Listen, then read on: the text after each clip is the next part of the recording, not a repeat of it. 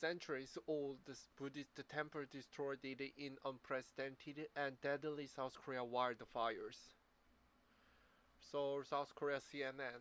South Korea redeployed the firefighting helicopters after a fatal crash caused a temporary grounding on Wednesday as authorities struggle to contain unprecedented deadly wildfires that have ravaged the country's southeast, destroying a centuries-old Buddhist temple. The helicopter crashed while working to contain a fast-spreading fire in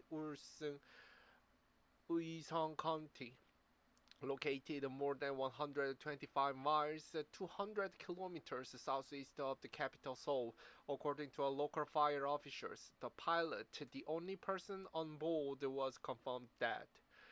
At least 26 people have been killed and more than 24 others injured, as wildfire fueled by a dry air and strong winds raged in the country's southern regions, threatening several historic sites.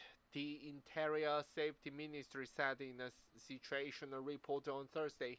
Among those killed were four civil servants dispatched to fight the wildfire, authorities said. The 1,300-year-old Gawon Temple in Uiseong County, a major Buddhist landmark, was among dozens of buildings that have been burned to the ground, with its ceremonial bell, the only piece appearing somewhat intact, according to photos from the Joge order of Korean Buddhism.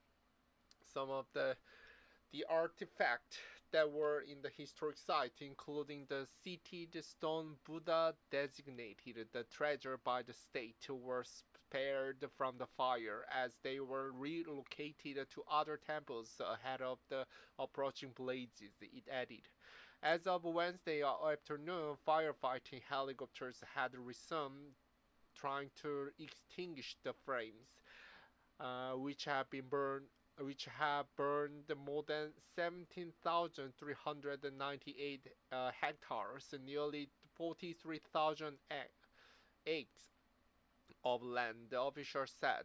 Han Duck-soo, South Korea's prime minister and acting president, said the fires were the worst the country has seen in recent years and had caused unprecedented damage.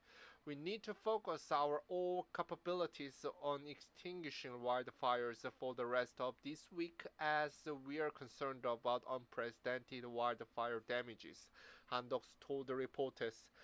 The charred remains of the Gawon Temple in Uiseong, North Gyeongsang Province, South Korea. More than 10,000 firefighters, police, and civil servants have been deployed to multiple areas in the south since dozens of blazes broke out over the weekend, authorities said. Officials in Andong and other southeastern areas ordered the residents to evacuate on Tuesday as strong and dry wind hampered the effort to contain the blazes. As of Wednesday, 68% of the fire in Uiseong and Andong have been contained, according to authorities. In recent days, the wildfires have spread across the Uiseong area and reached dangerously close to the historic Hahue Folk Village in Andong, in UNESCO World Heritage Site. Residents of the village have been asked to evacuate, and firefighters have sought to protect the traditional homes as of hanoks by deploying water around the site perimeter. The wildfires broke out Friday after a spark from the lawn mower ignited in Sancheong, South Gyeongsang Province of 300 kilometers, 186 miles south of Seoul. The government declared the state of emergency for Ulsan City, South and North Gyeongsang Province on Saturday. The Korea Forest Service raised its wildfire warning to the highest serious level nationwide Tuesday, urging local government to assign more resources to emergency response and tighten entry restrictions for forests and parks. The billowing smoke from the wildfire that ravaged homes in Andong, South Korea, March 25, 2025. Elderly people evacuated from their homes due to the approaching wildfire, staying at the gymnasium of the Shinseung Elementary School in Andong, South Korea, on March 25th, 2025. As of Wednesday, wildfires were still active in several areas, North and South Gyeongsang and Ulsan City.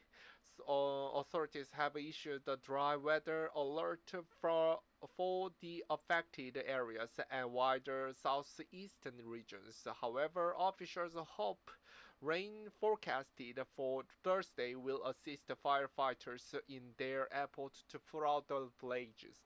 Wildfires are not unusual in South Korea, particularly in February, March, and April when conditions are driest. However, Han Dok-soo said this year have been particularly bad, with 244 wildfires reported, 2.4 times higher than the same period last year. We sincerely ask the people to pay special attention and cooperate to prevent wildfires so that our neighbors do not have to suffer the same pain due to the large-scale wildfires that repeat every year, Han Dok-soo said. This story has been updated with additional information.